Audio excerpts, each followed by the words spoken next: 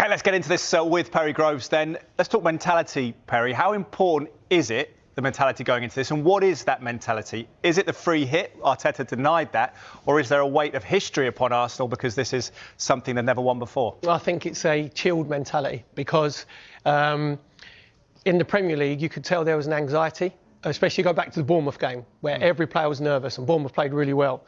And that nervousness and anxiety, that can tire you because you tense up. Feel it in the legs. Absolutely. So what it is now is every player gets nerves. I don't believe any player that says they don't get nerves in their stomach, because if you don't get nerves, it means you don't care. But the way it's changed now for the Arsenal players is you can have nervous anxiety.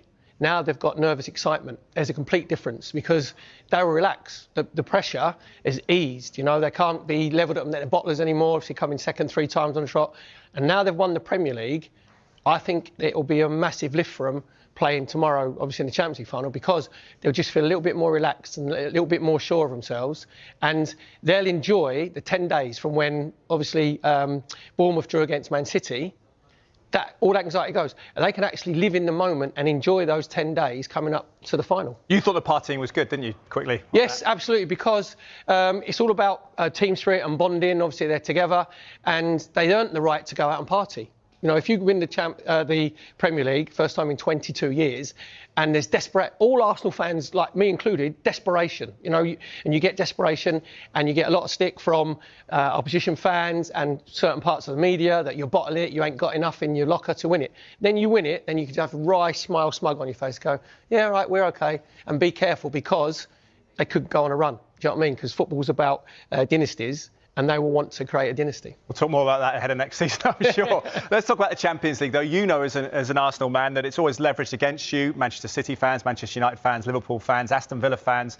You've not won the Champions League. Are they the biggest club to have never won it?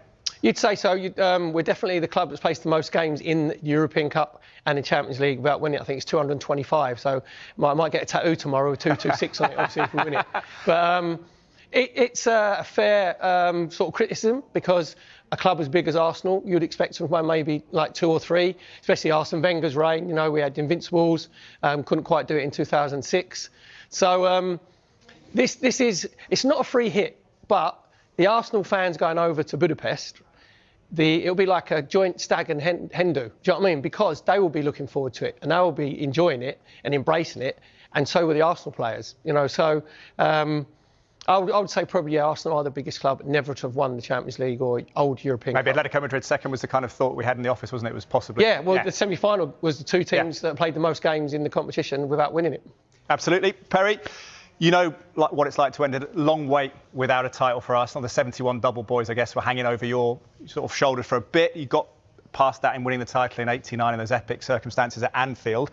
Immortality, I suppose, beckons for this group. Greatest ever Arsenal team on paper if they achieve this. Do you believe they can do it? Do you believe that they believe they can do it? Yeah, absolutely. I think if there's one team in Europe that PSG wouldn't want to face, it would be Arsenal because of the defensive strength. That it's not going to be a basketball game like we saw against Bayern Munich. You know, you attack, we attack in the first leg. That ain't going to be like that. And they'll know that not only are Arsenal very good defensively, but it's the physicality. And I want Arsenal to be brave, you know what I mean, and impose themselves on PSG. And these are now, the word that I said 8 games ago, that they were 8 games from being the Immortals. They're 8 games away from being the greatest team that Arsenal have ever had. In my eyes, there's no argument in that, because if you win the Premier League and Champions League the same season, that's it. And you expect to go after PSG? You want them to be on the front foot? Yes, I think Arteta might surprise a few because when we played up at the Etihad against Man City, we actually went for it, and the game could have gone either way at 1-1. You know, Eze's inside the post, Havertz had a great chance. I think the players took a lot of confidence in that, where they thought, well, it was the Declan Rice, it's not done. I think in the dressing room afterwards, they'd have been devastated about losing, but I think they'd have got on the coach and thought, actually, we've just gone into one of the best teams in the country in their backyard and we've taken the game to them. So I think, it could be a surprise tomorrow. To have played any match minutes at all since March to go in the biggest game in Europe, you know. So surely not Declan Rice, though. You can't put Rice back there, or would it have to? No, I think he tried that once and then just thought, no, I'm not doing that again. And Zubimendi, obviously, he played it right back against Palace. Yeah. I think when he played Declan Rice against West Ham, everybody was like, heads exploded, and he thought, well, I tried that for 15 minutes. and he got away with it because he won the game 1-0. I personally, I'd put Mosquera there because he's very good 1v1. Like Duran Timber is probably the best right back in the world 1v1. Yeah. Mosquera is very, very good as well. But they'll need doubling up whatever, won't they? Whoever's right back. Yeah, but the thing is, Arsenal don't have any lazy players. If you're lazy, you don't get in the side. So Bukayo Saka will come back, obviously, to help out defensively. If you remember the Aston Villa game where Eze lost Matty Cash, where he ran behind him, he got the hook at half-time. And it wasn't because he was lazy, because he switched off. So they're the standards you're looking at. So every player, and what happens with Arsenal, when Arsenal go 4-4-2 without the ball, so the gaps between the back four, the midfield, and the front two are always very, very narrow. So every player's going to have to do their job defensively, and Bukayo Saka, 100% he'll do it. Yeah, fascinating to see if they can contain him. Now, I suppose Arsenal fans may be willing for Eze and Odegaard to start in the 11. I guess you could argue maybe Eze's highlight reel would be more eye-catching, but perhaps statistically Odegaard does pretty well when you look at chances created, etc. Who would you go with? Could you go with both? Yeah, I think he'll go like a 4-2-3-1. I think Lewis Skelly will play, obviously, alongside Declan Rice. He said there, and then Sue goes in the 10. You could put Odegaard in the 10, and then you could put Eze on the left-hand side instead of Trossard. But Arteta trusts Trossard, because Trossard gives you, again, that little bit of control. You know, he calms the game down and he keeps possession.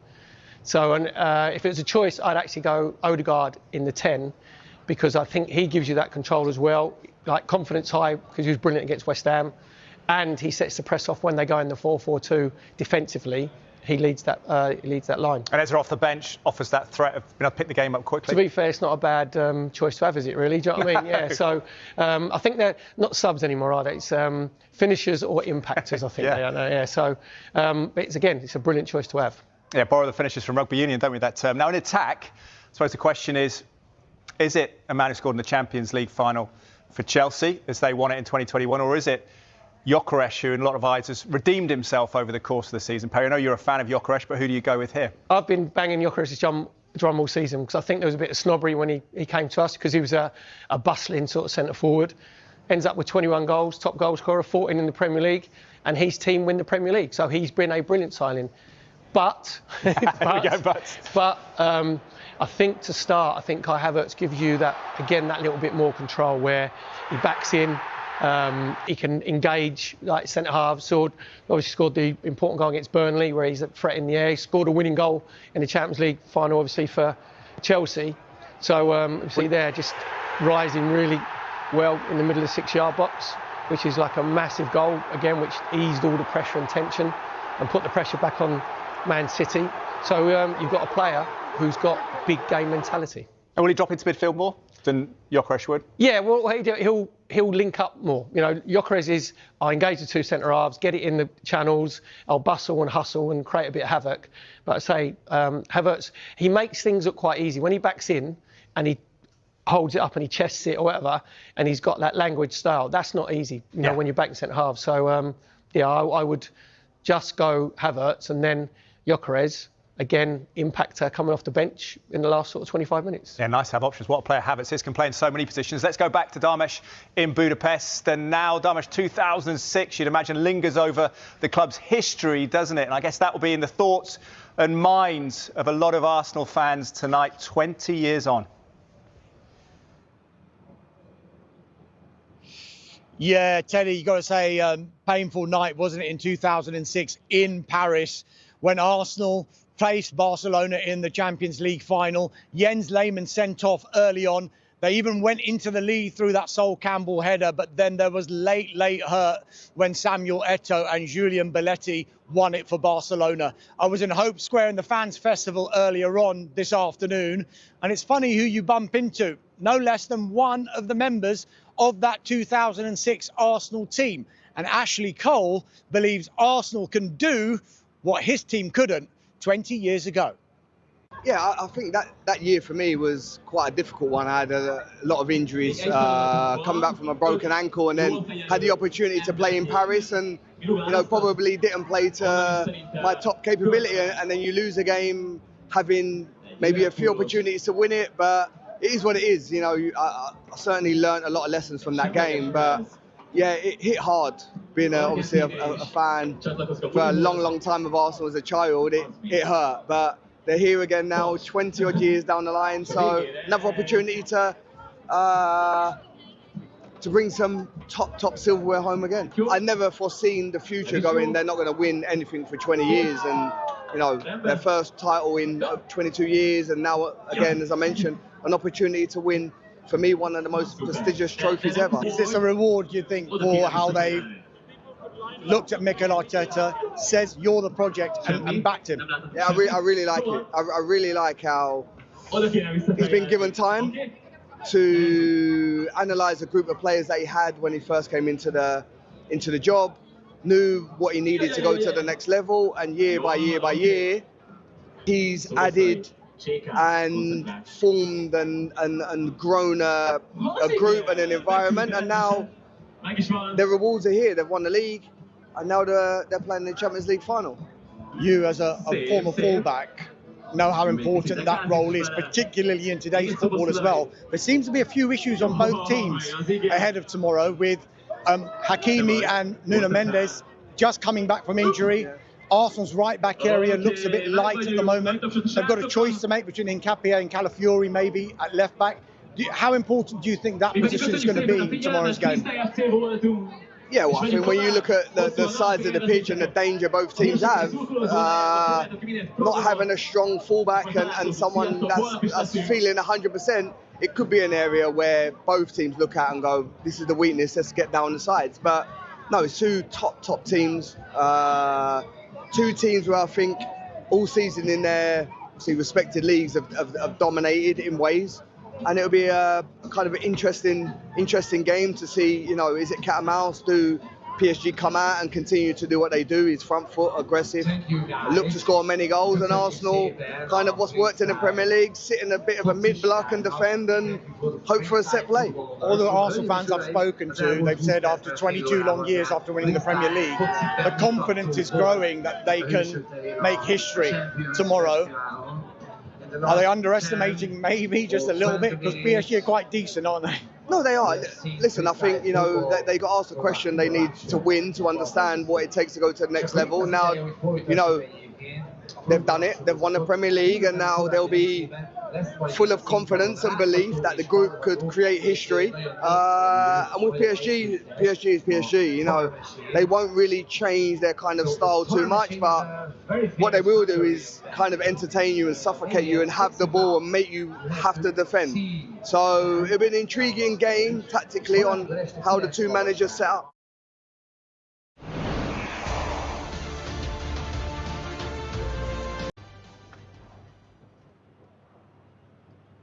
Yes, welcome back to Budapest. Look, the sun is setting over the Puskás Arena, and in the last 2 hours or so, Mikel Arteta revealed some news that will please every single Arsenal fan following this game tomorrow. I've been at numerous press conferences throughout this season, and normally the first question is always about the team news and the number of injuries that Arsenal have suffered throughout this season.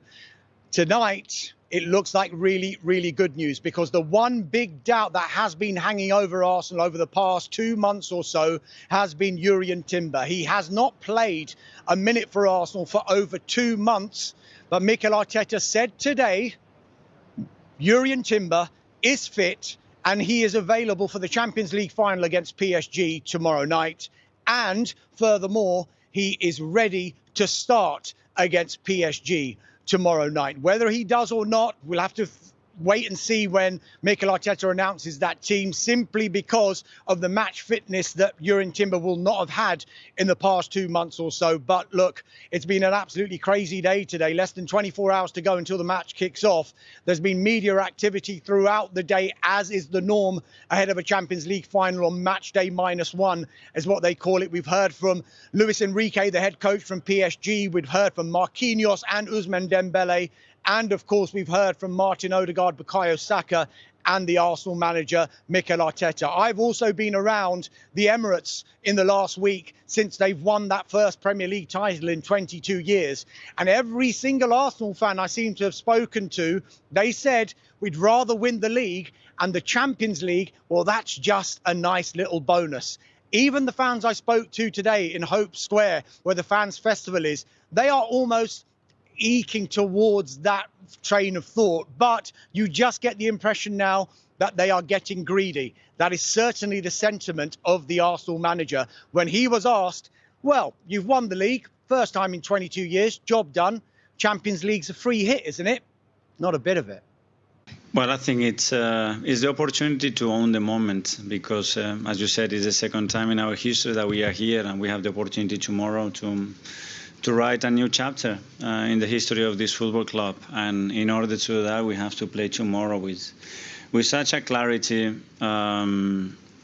a lot of courage and a relentless desire to win. If we have those three aspects, I'm sure that we're going to be close to win. We have one, and we won the second one. And that's all we've been talking about. There has to be a platform to reach bigger destinations and to aim for more. And the TP is capable because he's shown it in the last 2 seasons, the way of 3 in this competition, what we've done this season in the competition. And I want the players to be so confident that we're going to go and do it. Well, they are defending the trophy, so they were the last ones that earned the right to leave that trophy, and they are actually the champions, and we are here to take that away from them. Yeah, those are the thoughts of Mikel Arteta when he was speaking earlier on this evening, simply saying that the ambition has actually grown since they won that Premier League title. In fact, he was actually asked the question about his players with all of the noise and the narrative around Arsenal since they've won the league and whether the Champions League would be a bonus. He says when he was asked when he looks into the players' eyes, what does he see? He said they want more. So we asked the players themselves. I mentioned Martin Odegaard, the captain, and Bukayo Saka addressed the media earlier on, and they were asked the question after winning the title, what it would mean to create history, to turn an extraordinary season into a historic one by winning the Champions League for the very first time. We all know where my journey started, 7-8-year-old at Haylen Road, and this was a long way away, trying to win the Premier League, trying to win the Champions League with Arsenal, and it feels like this last week, you know, it's all kind of become a reality. And tomorrow, yeah, I'm very excited at the opportunity to win another trophy here. And yeah, just create that history for the club that I love. I've been dreaming about winning these trophies, you know, since I grew up playing football. And yeah, when I started playing football with my friends, you know, in the little pitch next to my house, I was dreaming of this moment, you know, to win trophies, play this final, and of course win it. So that dream has been the whole life, and of course now the last few weeks a little bit more. Yeah, so Arsenal most definitely ready for this Champions League final.